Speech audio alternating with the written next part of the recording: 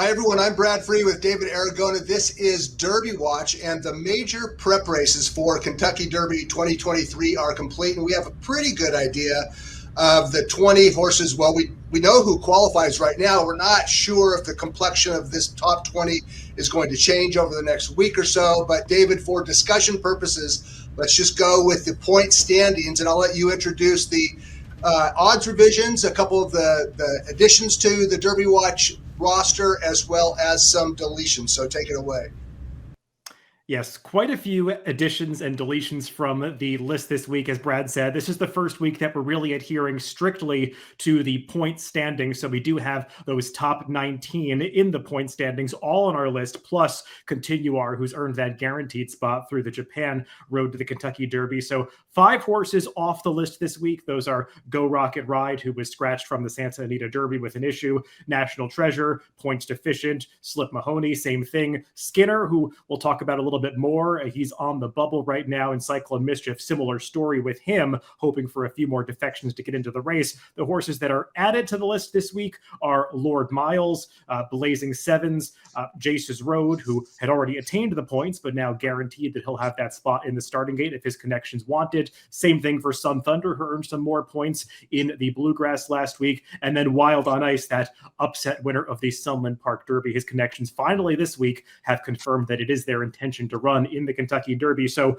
with that and all these changes, Brad, this was the first time that I really approached the odds making process as I would for a traditional race. The morning line for this Kentucky Derby is how I'll expect it to look, barring defections. Added this one up to 128 points, despite it being a 20-horse field. And I identified 5 horses that I have at single-digit odds. Obviously, the favorite is Forte at 3-1. I think he's going to be a clearly defined favorite. I'm not sure he's going to be among the shorter favorites that we've seen in recent years in the Kentucky Derby. Todd Pletcher obviously also has another horse that will take money in Tapit Trice. And maybe the surprise short price that I put on this list is Derma Sotagake, who I did peg at 6-1. Just feels like there's a lot of steam picking up behind this horse. I see a lot of people jumping on the bandwagon, so I wanted to reflect that in his odds.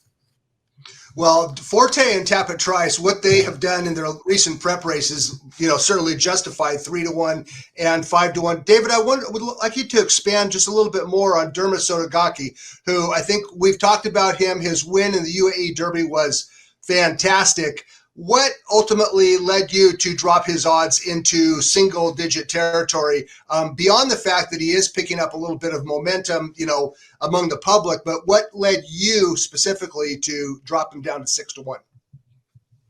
There are a few factors that went into that decision. Some of the final round prep races did not achieve the kinds of speed figures that would have horses leapfrogging him in terms of handicappers' minds. Furthermore, we saw that very encouraging performance from the Japanese horse Mandarin Hero, who came over from Japan to run in the Santa Anita Derby and finished in a photo with Practical Move. And it's widely understood that Mandarin Hero was an inferior horse in Japan to Derma Sotagake. They actually have a common horse in the running lines that Derma Sotagake easily beat, who actually defeated Mandarin Hero in Japan. So just feels like there is a lot of mysticism being removed about how good this horse might be. There's been a wide reporting about how fast his UAE Derby was, and I think a lot of handicappers are buying into that. So I just expect this horse to take quite a bit of money in the Kentucky Derby. 6-1 on Derma Sotagake. Let's take a look at what the top 2 favorites on David's early line look like. Forte, he was the champion 2-year-old last year. He's really done nothing wrong this year. You could look at his last 3 Beyer speed figures and say, well, they're going the wrong way. I wouldn't go there. He's a good horse. He overcame a wide trip. He was a little less decisive in the Florida Derby than I think many of us expected. But he got the money, and he is on a roll, and he's never lost around 2 turns. Tapit Trice, we'll be talking about the Bluegrass Stakes in just a minute, but he ran the best race of his career. It was a legitimate race on the heels of a less than impressive Tampa Bay Derby. So those are the 2. Same trainer, Todd Pletcher, has the top 2 choices in the Derby, according to David's morning line. And let's take a quick peek at the past performances of Derma Sotagake, who David has laid at 6-1. And his win by more than 5 lengths in the UAE Derby was accomplished in front-running fashion. He clearly can stay a distance of ground, at least a mile and 1/8, and he gave no indication that he was slowing down late in the UAE Derby. So that's what the top three choices look like. Forte, Tapit Trice, and Dermot Sotogake. Angel of Empire and Practical Move are the fourth and fifth choices on the Derby Watch morning line by David Aragona, both listed at 8-1. Okay, I promised we're going to talk about the most important prep race. I was expecting us to lead off the segment with the Santa Anita Derby, but yeah, that was a good race. I think the most impressive win by a 3-year-old this weekend, David, was in the Bluegrass Stakes. Let's go ahead and take a look at the stretch run and tell us what you saw from Tapit Trice and Verifying. Yeah, I think if you were looking for a forward move from Tapit Trice in this Bluegrass, you certainly got it. He ran a more complete race than we had seen from him in the Tampa Bay Derby when he seemed to get disengaged from his rider's cues at a few points. Not the case in this Bluegrass. He broke better from the starting gate, made an early move into contention heading onto the backstretch, which put him in position to engage in this duel with Verifying down the lane. And as you can see, he asserts himself here and certainly finished up like a horse that is not going to have any problem handling the 1.25 mile distance. Yeah, his win in the Tampa Bay Derby 2 starts back was very ordinary. It got an ordinary 88 Beyer speed figure, but he took a huge step forward in the Bluegrass, and he was pulling away at the wire. I guess we should at least acknowledge that Verifying ran well. He finished more than 5 lengths clear of third. He didn't strike me as a horse that wants any more ground than the 1.1 mile he ran the other day. What about Verifying in your opinion, David? Yeah, I mean, he was second best in this race. I thought, all things considered, he got a very good trip. The pace was fairly moderate, and he was stalking it. So Tapit Trice ran the better race, but Verifying still got a 99 Beyer speed figure, the same number that Tapit Trice received. So he's coming into the Derby as one of the fastest horses, just not quite as much certainty about whether the 10 furlongs will be best for him. Verifying finished more than 5 lengths clear of third. He earned a 99 Beyer speed figure. He is in the race, and he's at least hitting the race, the Kentucky Derby, in top form. I dare say that that is not the case with the third and fourth place finishers, Blazing Sevens and Sun Thunder. David, you and I expected the connections of those two colts to maybe say, oh, we're not quite ready for the Derby, but as of Wednesday morning, they're both still in the race. 3 weeks out, is there any reason why either of us should be Blazing Sevens and or Sun Thunder seriously as a Kentucky Derby contender? I can't see it. Yeah, and I guess we could even throw Raise Kane into that mix, who technically is in the Derby field, even though he finished behind those two in the Bluegrass. Blazing Sevens, and I know you agree with this, just feels like a horse that might not be getting better with added distance. He made a menacing move at the top of the stretch and just didn't really see out that final furlong of the Bluegrass. Sun Thunder, he had a little bit of traffic trouble around the far turn that maybe compromised his ability to move up at a critical point in the race, but still, he's coming into the Kentucky Derby having never earned a Beyer speed figure of 90 or higher. So it just feels like they have a lot to prove heading on towards the first Saturday in May. And Raise Kane, the same thing, but it sounds like the intention there is to go ahead towards the Kentucky Derby. One thing they don't have left to prove is their points total. Their points total put them into the field. So the top two finishers in the Bluegrass, Tapit Trice and Verifying, legitimate contenders, maybe not so much for the horses who finished behind that pair. Okay, out to California we go, where the Santa Anita Derby was run last Saturday. And David, why don't you first talk about the key scratch and then take us through the stretch run and watch the favorite down on the inside? Yeah, Go Rocket Ride removed from this race, I believe, the morning of the Santa Anita Derby, just had an issue. So they're going to take the more cautious approach and just skip the Kentucky Derby. Obviously, they're points deficient, having not run on Saturday. So that took a little bit of speed out of the race, but still a fast pace developed anyway, as they were pretty aggressively sent into the clubhouse turn.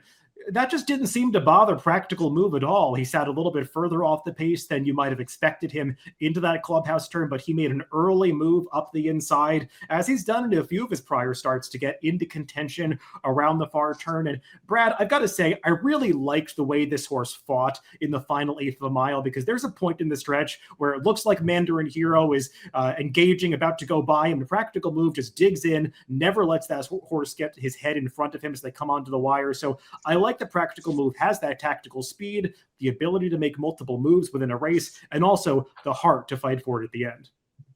Yeah, that's a really good point. In his two most recent graded stakes wins, Practical Move just ran away from the field. He was a better horse than he was running against. on last Saturday in the Santa Anita Derby, he was running against horses that were better or fitter than the horses he faced previously. And he did something he didn't have to do in his 2 previous starts, and that's fight back through the lane. So a good, solid win. I think that in hindsight, I wonder if Ramon Vasquez might have moved a little too soon. I think he might have made a tactical error by going up and engaging a 54-1 shot at the 3/8 pole, because he thought that 54-1 shot was going to drop over to the rail and take his spot. I don't really know what the point was in that early move, but Practical Move got the money, and so did Ramon Vasquez, and he's now 3 for 3 on the colt. What do you think about my idea that he moved a little too soon? Agree or disagree? I mean, I think with the way the pace played out, it certainly felt that way. He, as you said, he commenced that move at about the half-mile pole inside of horses. And I think knowing how he achieved the winning trip at his prior 2 starts, making that rail skimming move, I think they were trying to pull off that same feat. But just given the way the Santa Anita Derby was run, I tend to agree with you. And Practical Move making that early bid, it actually allowed Mandarin Hero to get that perfect slot in behind him right into the race, also riding the inside just in behind Practical Move. So I thought both of the top 2 finishers got very good trips overall in the Santa Anita Derby. Yeah, they did. And I think Mandarin Hero certainly was a surprise. He came into the U.S. after running on a lesser circuit in Japan, certainly not the Japan Racing Association circuit, but a circuit called the National Association of Racing. I guess it's kind of like a Northern California-based horse coming down to Southern California. I think that was kind of the class distinction, the difference between the horses that Mandarin Hero had been running against in Japan as opposed to the higher level horses. But he ran super in defeat. He lost by a nose. I also thought that Skinner ran a lot better in the Santa Anita Derby than he had previously. David, in the San Felipe, he got beat more than 3.5 lengths by Practical Move. Skinner narrowed the gap on Saturday, and we were waiting to see if he can crack the Derby field. He's currently number 21. What did you think about Mandarin Hero and Skinner in the Santa Anita Derby? Yeah, Mandarin Hero certainly surprised me. I had watched some of his prior races in Japan, and it seemed like a horse that had a strong finish. It just remained to be seen where he stacked up in terms of quality, and I think we got the answer that he's pretty good, and that's one of the reasons why I think Derma Sotogake is going to gain a lot of momentum, because if you just check out the form lines, common horses that have run between them, Derma Sotogake is the superior horse just based on their prior form. So interesting run from Mandarin Hero that kind of shakes up this Derby picture a little bit. And as for Skinner, I don't want to say he ran out of ground, because he got there at the end and really didn't make up any additional inroads into the leader in the final 1/8 of a mile. So some might view that and say, well, maybe our assumption that added distance is better for Skinner might not be true, but he did have to launch a wide run around the far turn. So you could say he had a right to flatten out a little bit at the end of the race. And he certainly is a horse that's been steadily moving forward with every start. Yeah, Skinner has been moving forward every start.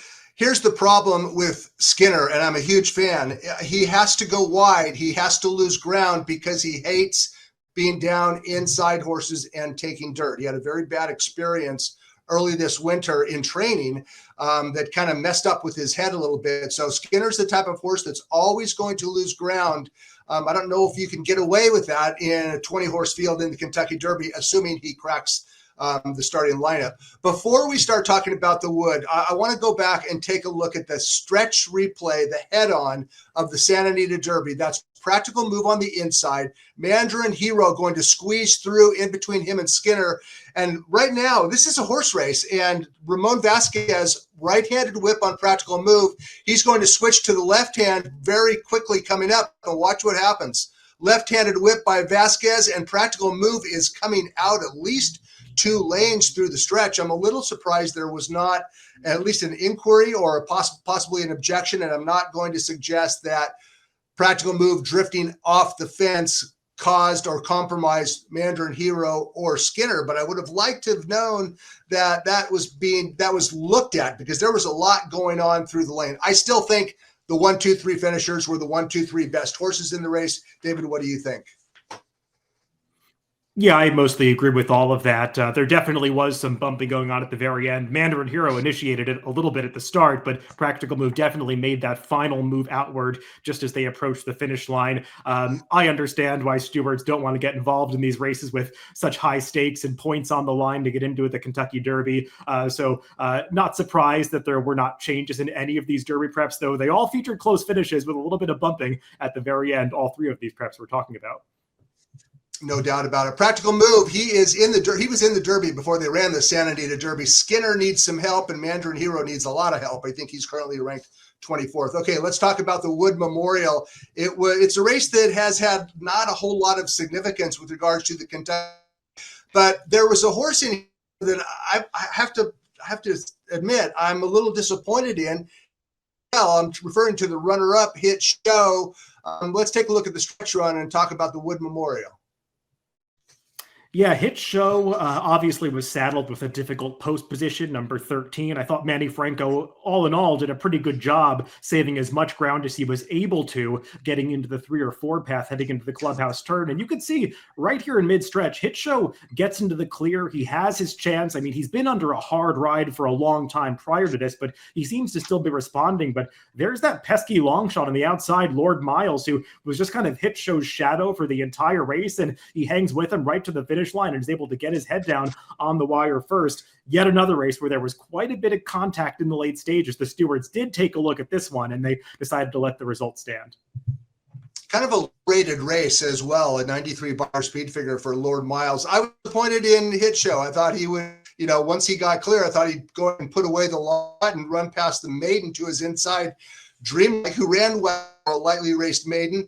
I was reading a story written by DRF's David Grenick, and he brought this nugget. I'm going to repeat exactly what Grenick wrote. Since 2004, the Wood Memorial has produced 40 Kentucky Derby starters.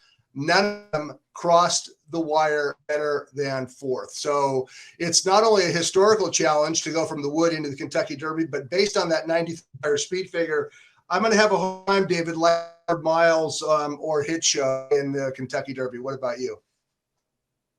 Yeah, it would be a mild surprise if any of these horses were major factors in the Kentucky Derby. Hit Show is one that had run a nice speed figure before that and had some upward momentum for Brad Cox, but just feels like he's one of the horses that really does need to take a speed figure step forward if he's going to be on the same tier as some of the top contenders for this Kentucky Derby. And that also goes for Lord Miles, whose prior form did not suggest the improvement that was coming in that Wood Memorial. Yeah, no kidding. For now, Todd Pletcher has the top 2 choices on Derby Watch. Those are Forte and Tapit Trice. There might be some changes. There certainly will be over the next few weeks. And there are several currently on the list that really have no chance. David and I are going to take a look at the final Derby points race. That's the Lexington Stakes run this Saturday at Keeneland. And we're also going to talk about a couple of key Derby handicapping factors in the next segment. That's the preview segment of Derby Watch, and we'll see you on the other side.